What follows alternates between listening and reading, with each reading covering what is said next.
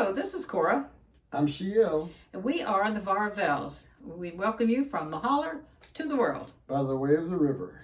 And we are together to sing a couple more songs for you and to try to tell you a few interesting stories.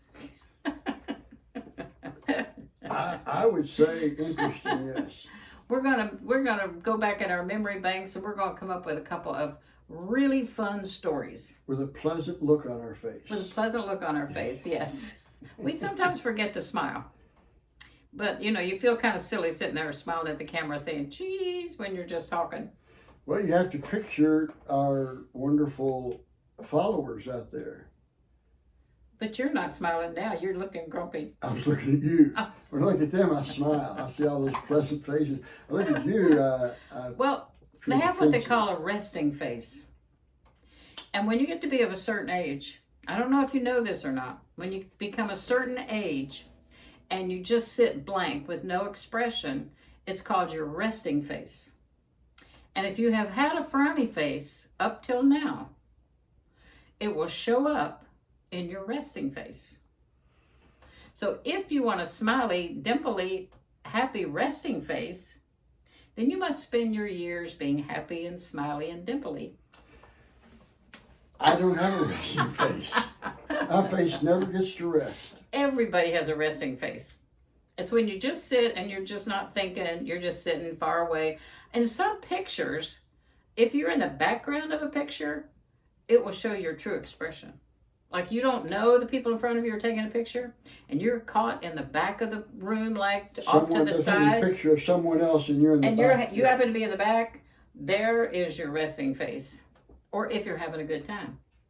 So, when you're at a party, at a wedding, at a graduation, you have to pretty much smile all the time. You never know who's going to take your picture. You never know about that candid camera. And they could post it on the internet and make you look like a sourpuss. Say in the comments if you have ever had a picture taken that you wish you were not in the background of that picture, because it might be a wedding, a graduation, a birthday party, and you look like you are having the worst time of the whole group. Could be your own birthday party and you're sad that you're another year older. Yes, sometimes you should be thankful that you're another year older. Yeah, sometimes you can be deep in thought and you're just sitting there. But if you happen to be in the back of a picture, it will not transfer over as pretty. That is your photography lesson for today. No, really, truthfully, my resting face is a lot of times in a frown. If I'm in the background of a picture, it'll look like no expression. It'll look like I'm having a terrible time. So you got to try to make your face... what is it they say? It takes more muscles to smile. It takes more muscles to frown than to smile. Smile, yeah. And I say you're worth the effort. Yeah, I heard that joke. You're worth the effort. If you're taking more muscles to frown, you're worth the effort. But we want to present a happy, joyful face to you. And we picture your face being happy and joyful watching us. And don't treat each other like beggars and tramps on the street. Oh, that's a good segue. That's what I paid for. All right, here he is. That's why I'm paid. He's on the books for the segue master. Only a tramp was Lazarus' sad fate. He who lay down at the rich man's gate, begged for the crumbs from the rich man to eat. He was only a tramp found dead on the street. He was some mother's darling. He was some mother's son. Once he was fair and once he was young. Some mother rocked him, her darling to sleep, but they left him to die like a tramp on the street. Jesus who died on Calvary's tree should shed his lifeblood for you and for me. They pierced his side, hands and his feet, and they left him to die like Tramp on the street. He was Mary's own darling, he was God's chosen son. Once he was fair, once he was young. Mary, she rocked him, her darling, to sleep, but they left him to die like Tramp on the street. If Jesus should come and knock on your door for a place to come in, bread from your store, would you welcome him in? Turn him away, and God would deny you a great judgment day.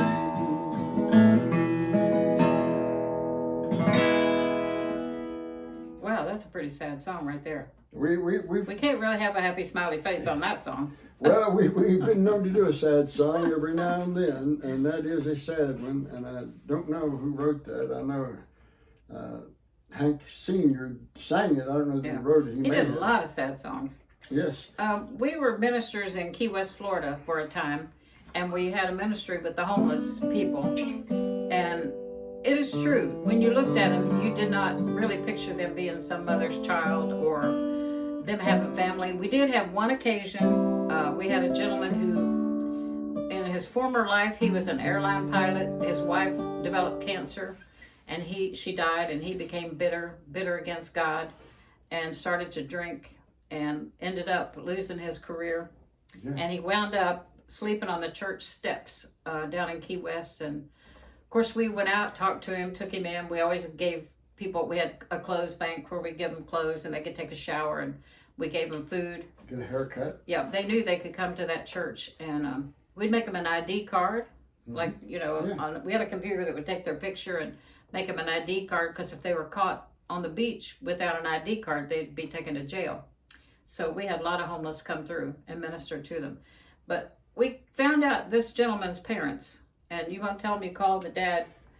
When he gave his heart to the Lord, was delivered from alcoholism, and had been straight for a little while. Helping us with computers. And yes, he's very intelligent. And so he wanted me to contact his father, and I did. I called his dad, and a very nice old man, and he was older, at least my age, as I am now, at least that age or older. And he said, young man, I am just tickled to death that he has gotten his life straight, and that he is born again, he's delivered from alcoholism, but no, he cannot come home. He has just taken too much from us. His mother could not take him being here. Just, no thank you. We're happy for him, tell him we're happy for him, but no contact with him. Yeah. That he could not come home. And that is so sad. Yeah, it's possible that you can burn your bridges with your family and friends and loved ones, because once the alcohol or drugs take hold of your life, you lose all sense of pride, you lose all sense of what's right and wrong, and the drugs or the alcohol begin to control you. And we saw that over and over and over, ministering to the homeless people. And it was pretty much the same guys every week. We had a weekly feeding. We'd do breakfast, and then another day we'd do lunch and dinner. And it was pretty much the same people that had burnt up all their bridges. We had another fellow that had a degree in music. He was a composer and played piano in the taught in a college local too. Bars there, just to keep his habit going. He was a very bad alcoholic, and was later killed by, he was walking on the 7 Mile Bridge carrying his little portable piano, and got hit by a car and killed. It was at night in the dark, and they yes. just didn't see him. He got hit. He's the man that came in one time to our Sunday night feedings, and we used to get the leftover pastries and the breads from Publix. They would donate that to the homeless, and we would distribute it. And he came in one night, and he's just yelling and complaining. You're trying to kill us with all this sugar and processed white flour and sugar. Here he was, such a horrible alcoholic. He was killing himself. He was eat up with sores all over his Had body. sores that would not heal. It was very sad. Sleeping out on the ground, but you know, that's kind of what happens when your life, if you carry it all the way out to the end and you burn your bridges and you go through all your family and you've used up everybody, you know, and there's nobody else that will trust you, and the only place that you have left to go is on the streets. And Jesus even had that in his day. Yeah. And I think there was a legitimate occupation. Yes, in Israel at that time, they had a special clothing that they wore. If you were disabled. It identified them as a card-carrying disabled person. Mm-hmm. And they begged for alms, like the man that sat by the gate and begged for alms. He legitimately was allowed to be there. That was his job. Yeah, he couldn't work, but he could sit and beg. And not just anyone was legitimate. Right. I mean, the people, I suppose, begged, but you were not expected to give them anything because they had not gone through the proper channels, evidently. Yeah, but that was an occupation. If you couldn't work and provide for your family, you could have the occupation of being a beggar, and that was your job, was to get alms from people and support you. And that's why I've heard sermons preached when Jesus asked the man at the pool, do you want to be healed? Yeah. Because he had nowhere to go, he didn't have a job, and no other way to provide for his family than being a beggar. Right. So Jesus is like, if you get healed and you can walk, do you really want that? Do you want to go back to having to work and have a life? Do you want to be healed? Yeah. We heard a sermon about that. Well, and our granddaughter-in-law preached last Sunday on that. Yeah. Do you really want to be healed? And sometimes people that have disability checks or welfare checks, you know, they come through the prayer line, and it's like, if you get healed, then you get cut off from that support. Right. You won't get that disability check anymore. But there were beggars in Jesus' day. He said, the poor you have with you always. Yeah. And so I thank God that we're healthy. You know, we've had a career, we've worked and ministered, and now we can rest. I mean, we still are working for the Lord. And our relaxed face is pleasant. We're going to try to have more of a relaxed face and have more pleasant face. This song is also a special meaning today because we just got word that a really good friend of ours from days gone by went home to be with the Lord. And when you get to be late 70s, a lot of our friends have already gone home to be with the Lord. And it gets to be a little bit sad sometimes when you look around and some of your friends are gone and there's not many left. Sad in the sense that you miss their company, but happy for them. Hope, it builds hope that we're going to see them again. We grieve not as those who have no hope. Yeah. We have a hope. And so this song talks about those who have gone home. Have we done these before? We did this one, I think. I think we did this one. All of my friends that I loved yesterday have gone home. Gone home, gone home. Songbirds that sing in the dale seem to say, gone home. Gone home, gone home. They've joined the heavenly fold. They're walking the streets of pure gold.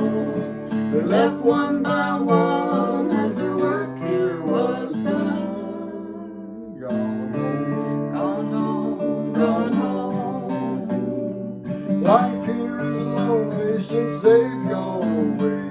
Gone home. Gone home, gone home. The old weeping willow that stands by the door sadly says, Gone home, gone home. They've joined the heavenly fold. They're walking the streets of pure gold.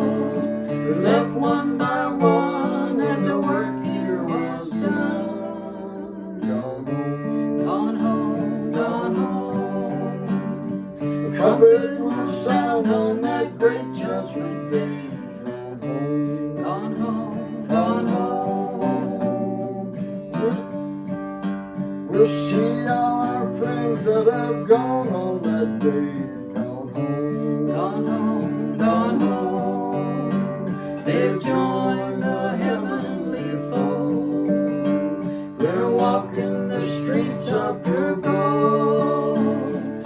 left one by one as the work here was done. Gone home, Gone home, gone home.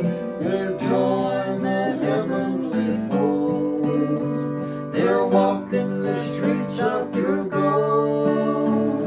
They left one by one as the work here was done. Gone home, Gone home, gone home.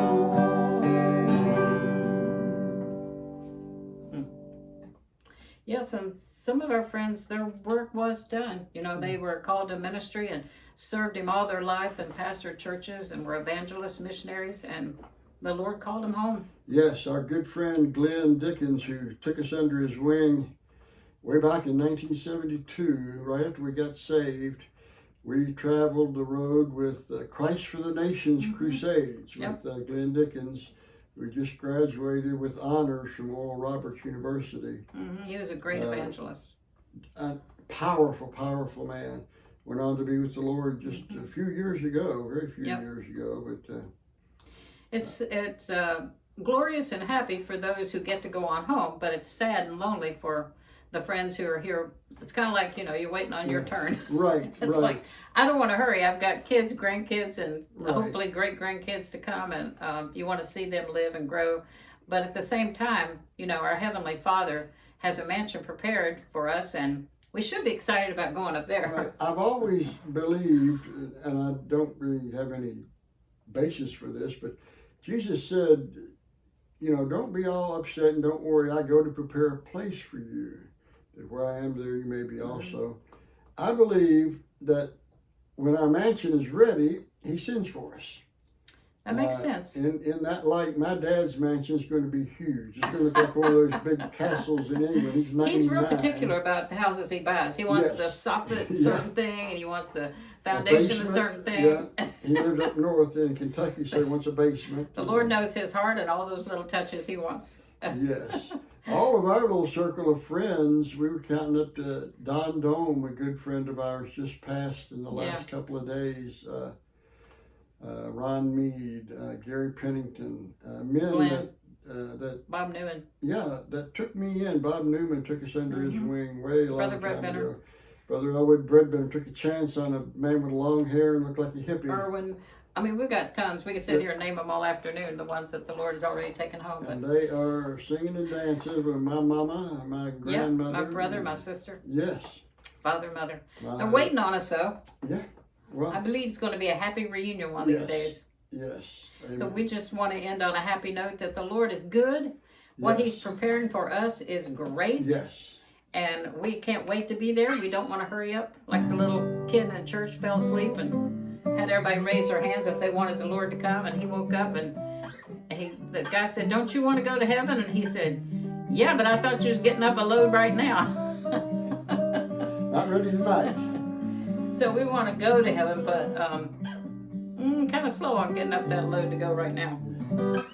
So go ahead. It boils down to, again, I don't mean for anyone to be trying to hurry their death or hurry their time. He said He knows the days of our head, hairs of our head. I guess it kind of boils down to, do I really believe that heaven is real? Mm-hmm. And Jesus said, I've come that you might have life and have it more abundantly. So that while we're here, as Cora said, we're to live the abundant life. We should find joy in life, happiness, and want to live every day that we can, and every day that He wants us to be here, that we be here for Him and in His will, but be ready at any moment to go. Yes. Luke that preached on the other day? The Bible says the Lord will come like a thief in the night. Yes, well, yes. You got to read on. He says, but you are not of the night, out of the darkness. You know. You can be ready. And I think the way that it doesn't overtake us like a thief in the night is that we're looking for Him every day. Yes, that's right. If we come, we're not going to be surprised. If He doesn't come, we're going to be more surprised than if He comes. Yeah, we're not going to be like Adam and Eve and trying to hide. Right, no. We are here. We step right up and say, "Here I am, Lord." Amen. So, we love you guys. We appreciate you, and we're so happy that you've been with us today.